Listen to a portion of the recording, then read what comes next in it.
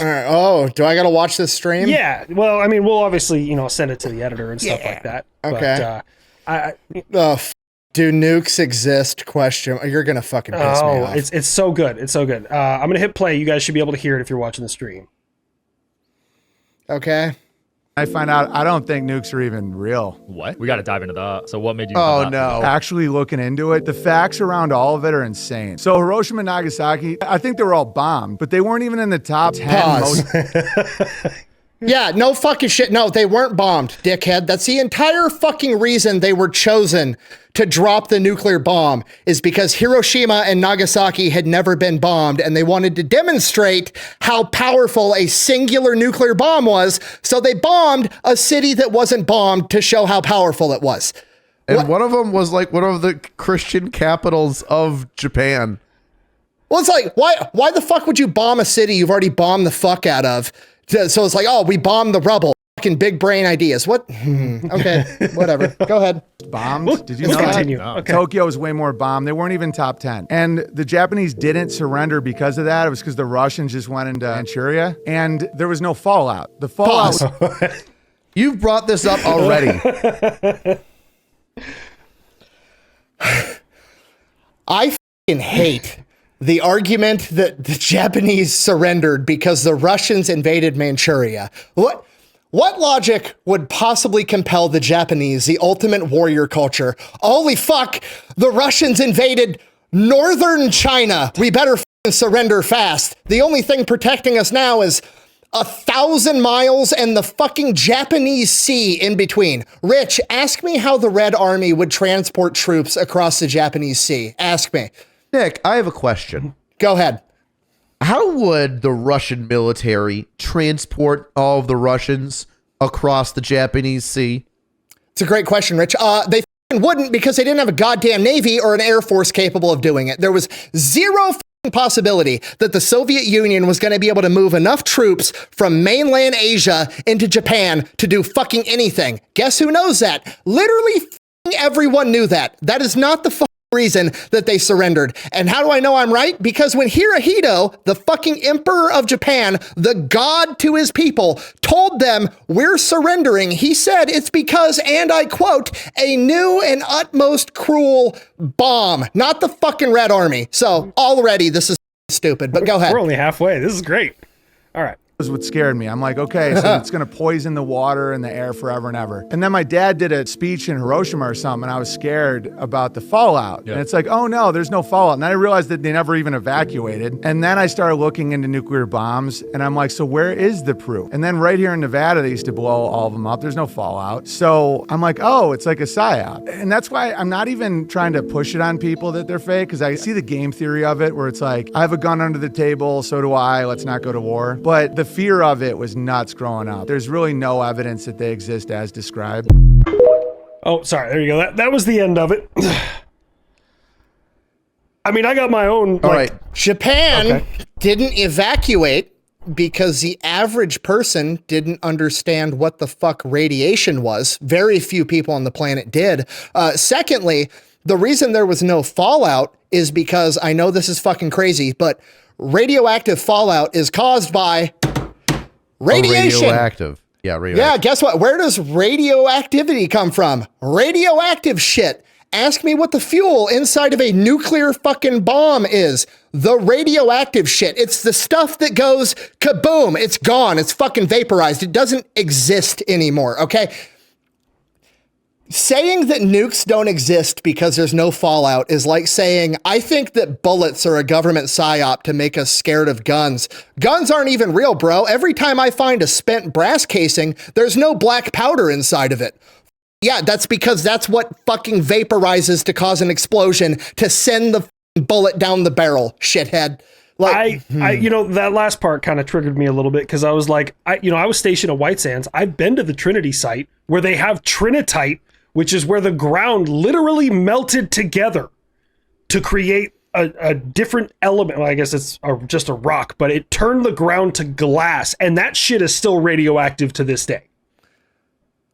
Right. So the reason there was no fallout in Japan is because they were airburst bombs. So everything gets vaporized. If you dropped a nuke that was detonating when it hits the ground, the dust and dirt and shit would absorb some of the radioactivity and that would become radioactive. So that would cause fallout. And that's why a lot of shit in Nevada is radioactive. And if you don't believe me, you can fucking Google what a downwinder is. It's all the people in Nevada that got radiation poisoning and fucking cancer because of all the radiation from all the nuclear testing. So there was fallout in Nevada. Who the fuck is this guy? Go ahead. I know who this guy is. Do you know who he is? No, I have no idea. Ethan, do you know No, who he is? actually, I don't. I just came across this. Okay, so let me tell you a quick history on Owen Benjamin. Oh my God. That's who this is? You know who Owen Benjamin is? I have no idea, but I bet you fucking money this guy could differentiate brands of windows by the taste. He's actually very intelligent. So he started off. Is he? Because he sounds retarded. Oh, dude, he fell. He fucking lost it. So, like a decade ago, let's say 2018, 2019. It was before COVID. It was a couple years before COVID. He was on a couple TV shows. He was a stand-up comedian. He's got a very high IQ. He plays piano, and he was friends with Joe Rogan and the Steven Crowder guy that's on YouTube, right? Then he used to go on Joe Rogan, and he was on Twitter for a while, and he's one of the first people to get kicked off of Twitter because of crazy shit that he would say. And it like the longer he stayed on Twitter and the stronger that social media got on the build up before Trump and like during Trump, he went fucking off the Richter with like Jews are the reason that everything is bad and like just questioning every single thing in history with a conspiracy theory to be like, that makes sense now. I think he lives in New York, in the Catskills. While apparently Googling nothing. You could have found all that out in like 45 seconds. So he was a stand-up comedian. He was on Rogan. Rogan eventually just like said, you can't come on the show anymore. There were a couple of times after he wasn't allowed on the show anymore that like people were like, poor Owen, he lost his mind. And he's like, yeah, dude, he spent too much time on the internet and now he's like, his brain's fried. And he thinks like all this crazy shit that's been disproven. And like, he'll say something correct that's, intelligent or deep, like 1 out of 10 times. But even a blind squirrel can find a nut every once in a while. So he used to be very interesting, very funny, and have these interesting takes and views on things. And then like, he just fucking went off the deep end and just lost it. And now he makes shit like that, where it's just like, I'm not a nuclear engineer, but we might be able to explain this here. Did any of you know why like Chernobyl is radioactive as fuck, like super dangerous to humans and will be for a long time? It's because when a nuclear reactor melts down, all the radioactive shit melts and goes into the ground and doesn't get vaporized in an explosion, and then irradiates the groundwater and the soil and creates fallout forever and ever. There you go. Unlike a fucking bomb. You're literally splitting the atoms. You're using the radioactive material as a fuel, and you're splitting it apart. Like vaporizing is probably the right word for it. Like at the molecular level, the atomic level, you're splitting it apart. So of course, nuclear power is so funny because it's so simple. It's hilarious. Like that's all of our carriers have. Like the Truman has 2 nuclear reactors in it in order to power it. And everybody's like, oh, nuclear power, man, it's scary. We shouldn't use it. Really? Because it's keeping all of our fucking ships afloat. And that seems to be working pretty well for them. The weak link on a U.S. naval vessel that's running on nuclear power is literally it's food. Us. Yeah. It's food for people. That's the fucking weak link. That thing could be out on the ocean for fucking ever. The only reason that a nuclear sub has to go back up is because it runs out of supplies. Do you know how nuclear power is actually generated? I actually don't. I mean, I know like reactors use steam to power it and stuff like that, and that heat produces steam, which moves turbines, and that's how it's done. But I don't know how it's done on like a ship. That's exactly it, though. It's literally fucking. We have a magical rock that will kill you, but if you stick it and make it heat up water, it'll spin a turbine really fast, and then you have electricity. It's fucking crazy.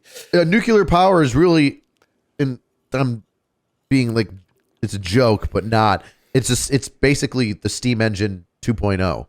Yeah, more or less. I just 100%. The part that I still don't understand, and I thought you were going to explain because I seriously don't understand it, is how do you make it just magically hot? Like the initial reaction. I get the steam and the water and like that whole thing, that makes sense. But like what I don't know is how they create the reaction, and I'd probably have to go to school for it. It's the two different radioactive materials that are heating things up around them, like stripping electrons off of one or another, and then that causes the heat, which then you cool with the water so they don't explode, and then that steam produces the energy to move the turbines, and then it's just repeated. Yeah, when you split the atom, it releases energy. That energy is released as heat, and then you use the heat to boil water, and then you use the boiling water to spin a turbine.